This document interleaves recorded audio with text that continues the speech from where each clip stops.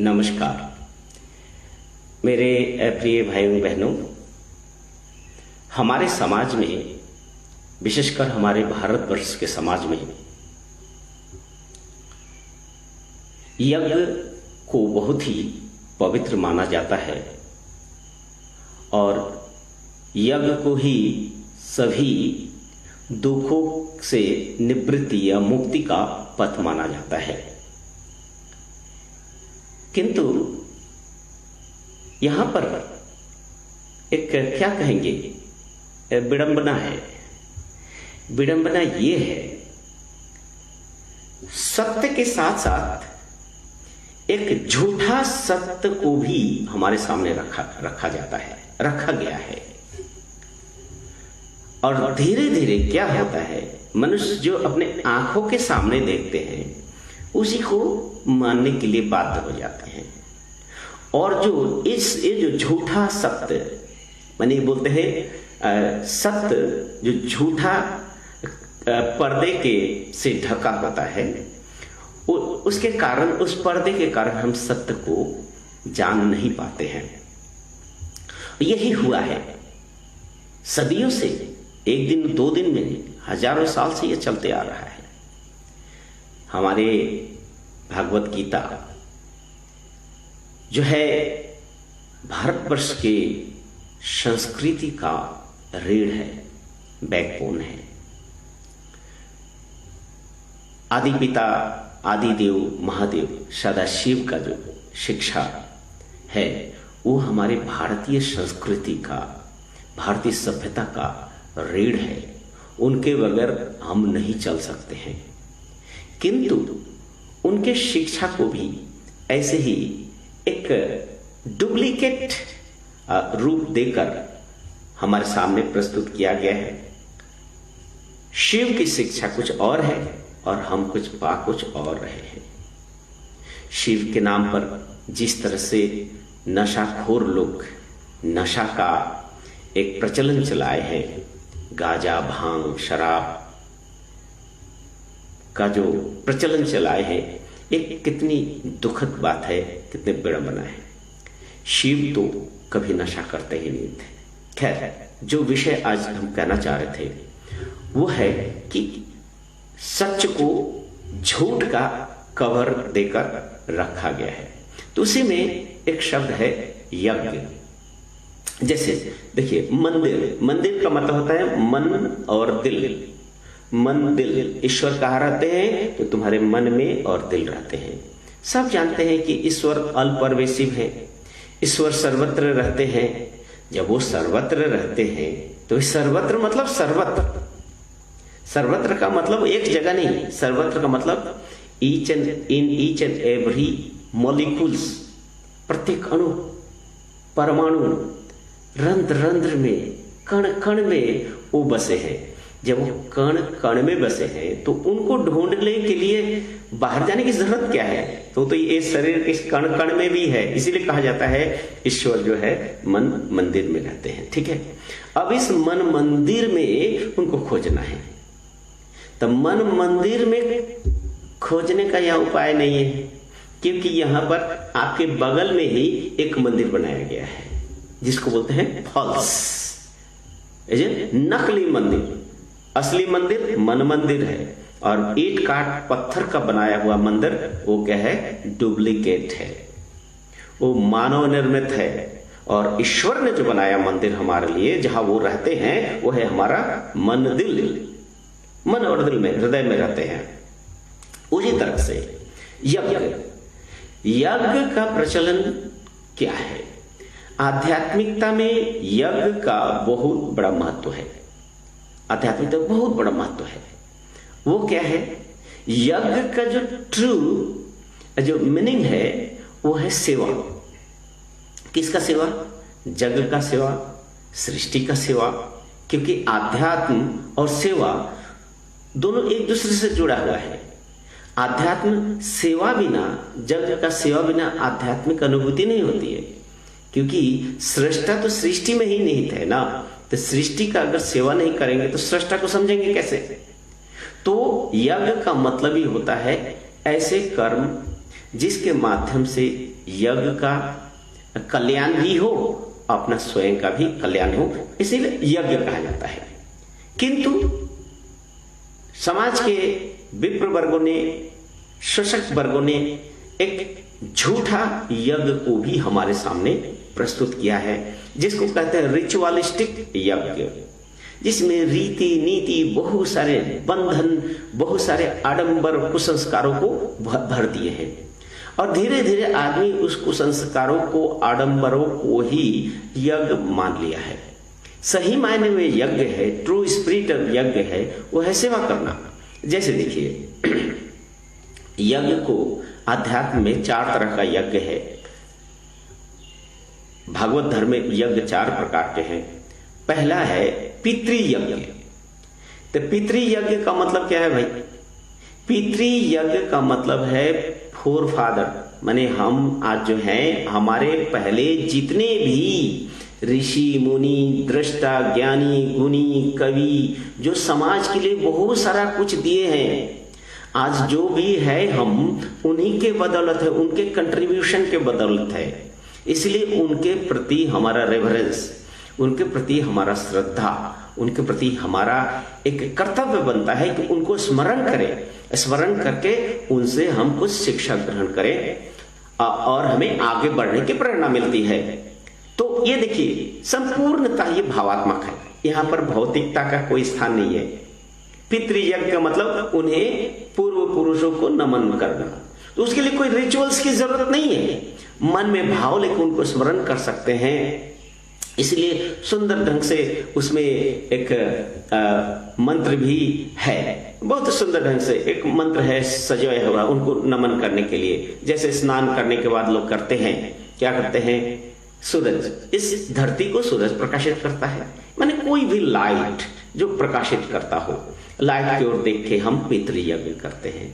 और एक मंत्र, पितृपुरुषभ्यो नमः ऋषि देवो नमः, माने पितृपुरुष और ऋषि, पितृपुरुष और ऋषि सब देव हैं, सबको हम प्रणाम करते हैं।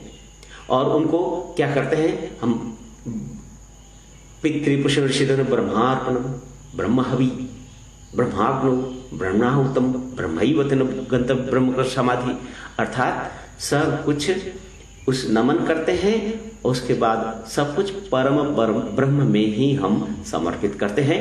ये हो गया पितृयज्ञ। यहाँ पर कोई अर्घ की जरूरत नहीं है, कोई रिचुअल्स की जरूरत नहीं है, कोई धान गेहूं, कोई बाह्य वस्तु की प्रयोजन ही नहीं है, ये बिल्कुल भावात्मक है।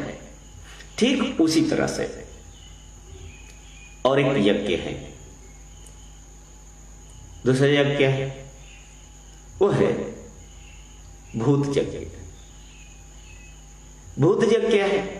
परमात्मा ने ये सृष्टि रचना किया और कहा जाता है ये जो हमारा शरीर है ये भी 5 तत्व का ही बना है। छित जल पावक गगन समीरा, 5 तत्व से बना ये हमारा शरीर। लोग अधम बोलते हैं, लेकिन हम अधम नहीं मानते हैं, क्योंकि ये शरीर अधम है ही नहीं। ये तो परमात्मा को पाने का सबसे बड़ा योग्यता है जो मनुष्य को मिला है। तो इसीलिए हम लोग ये अधम शरीर नहीं बोलते हैं, उत्तम शरीर है। ये मनुष्य का शरीर उत्तम शरीर है परमात्मा को पाने के लिए, क्योंकि इसी शरीर में लोग ध्यान, पूजा, साधना कर सकते हैं। इसी शरीर में, इस शरीर के द्वारा, क्योंकि कुत्ता, बिल्ली, बंदर वो नहीं कर सकते। इसलिए मनुष्य का शरीर अधम नहीं है, ये बहुत ही उपयोगी यंत्र है, ये आधार है। और इसके माध्यम से ही इंसान परम सत्ता को, द सुप्रीम एंटिटी, परम ब्रह्म को रियलाइज कर सकते हैं। इसलिए भूत यज्ञ का मतलब ये जो पंचभूत है, पंचभूत से बना ये संसार है, मतलब इसमें जीवित, आजीवित सभी वस्तुएं हैं। और चूंकि हमारा ये उत्तम शरीर है, उत्तम मन है, तो ये संसार के अन्य जीव जो है हम पर निर्भर कर रहा है, मनुष्य पे निर्भर करते हैं। इसलिए उस भूतों का सेवा करना, जैसे आप देखिएगा अपने घर में हैं छोटे मोटे जीव जंतु आपके इर्द गिर्द में घूमते रहते हैं, चिड़िया घूमती उड़ती रहती है, उन चिड़ियों के लिए कुछ आपको कर देना। जैसे बिल्ली है, बिल्ली के लिए कुछ भोजन निकाल देना। कुत्ता है, पेट डॉग है, उनके लिए कुछ निकाल लेना, अन्य जानवर है उनके लिए कुछ निकाल लेना, पेड़ पौधे हैं जिनको पानी के अभाव में सूख जा रहा है उनको पानी सिंचन करना, ये सब क्या होता है भूत यज्ञ में। यहाँ पर रिचुअलिटी कहाँ है, इसमें दिखावा कहाँ है, और यहाँ पर कोई दलाल की क्या जरूरत है। हर इंसान अपना पुण्य अर्जन खुद कर सकता है। पेड़ पौधे को पानी सींचो वो भी पुण्य है, पशु पक्षियों को भोजन दो वो भी सेवा है, वो भी यज्ञ है। इसीलिए बोला जाता है भूत यज्ञ का मतलब सृष्टि जगत के लिए सेवा करना, सृष्टि के सब के लिए ये सेवा करना, ये है भूत यज्ञ। तो भूत यज्ञ डेली कर सकते हैं हम, और उसके लिए कोई खर्च वर्च की जरूरत नहीं है। जैसे हमारे भारत की प्राचीन संस्कृति है कि हर माताएं अपने भोजन बनाने के पहले जो चावल निकालती है उसमें एक मुट्ठी निकाल के रख दी, दाल एक मुट्ठी निकाल के रख दी, वो कोई गरीबों को दान खिला देते हैं या कोई पशु पक्षियों को खिला देते हैं। ये स्वाभाविक संस्कृति है, ये है सही ट्रू सेंस ऑफ यज्ञ, इसी को यज्ञ कहते हैं। तो भूत यज्ञ हुआ। चौथा क्या हुआ, ये बहुत बड़ा, तो हम शॉर्ट में ही ये करना चाहते हैं। जो तीसरा है वो है नृ यज्ञ। नृ का मतलब ही होता है मनुष्य, मतलब यहां पर सिर्फ मनुष्य का सेवा करना है आपको। और मनुष्य का भी सेवा कैसे करेंगे, वो भी जरूरतमंदों का, जो भी जिस क्षेत्र में जरूरत है उनको सेवा करना है। भौतिक क्षेत्र में कर सकते हैं, बौद्धिक क्षेत्र में कर सकते हैं, आध्यात्मिक क्षेत्र में कर सकते हैं। इसके लिए बहुत जरूरत नहीं है। जैसे शरीर है, इस शरीर में बाहुबल भी है, इस शरीर में बौद्धिक क्षमताएं हैं। तो ये जो मनुष्य का जग है, नृ जग 4 है। शूद्रोचित, एक आदमी गाड़ी चलाते चलाते उनकी गाड़ी फंस गई, उस गाड़ी को कीचड़ से या गड्ढे से निकालने में आप शारीरिक मदद किए, निकाल दिए। कोई व्यक्ति बीमार पड़ गए, उनको देखभाल करने वाला नहीं है, तो आप उनका देखभाल कर सकते हैं, उनका सेवा शुश्रूषा कर सकते हैं, उनके मल मूत्र को साफ करके उस व्यक्ति को एक रिलीफ आप दे सकते हैं। ये आपका शूद्रोचित, सिर्फ शरीर के द्वारा जो सेवा है इसको बोलते हैं शूद्रोचित सेवा। दूसरा है छात्रोचित, कोई नारी, अवला, असहाय व्यक्ति, अगर कोई शक्तिशाली व्यक्ति अत्याचार करते हैं, उससे आप अपने बाहुबल छात्रोचित तेज के माध्यम से सेवा कर सकते हैं, वो भी एक सेवा हो गया। ठीक उसी तरह से कोई व्यक्ति जीवन से त्रस्त होकर, फ्रस्ट्रेटेड होकर, दुख से ग्रस्त होकर जीवन आत्महत्या करने गए, उनको अपने बौद्धिक बल से उनको काउंसलिंग करके उनको बचा लिए, वो भी प्रोचित सेवा हो गया। देखिए 4 तरह का सेवा हो गया। इसके लिए आपको कोई रिचुअल सा, कोई पंडित, कोई पुरोहित या पादरियों की तो जरूरत नहीं पड़ी।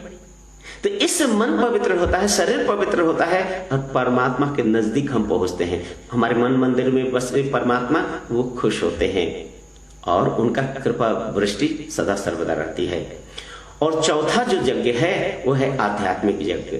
आध्यात्मिक यज्ञ क्या है? आध्यात्मिक यज्ञ का मतलब होता है सिर्फ परमात्मा से अपना व्यक्तिगत मधुर संबंध को प्रगाढ़ करना और जागृत करना, डेवलप करना।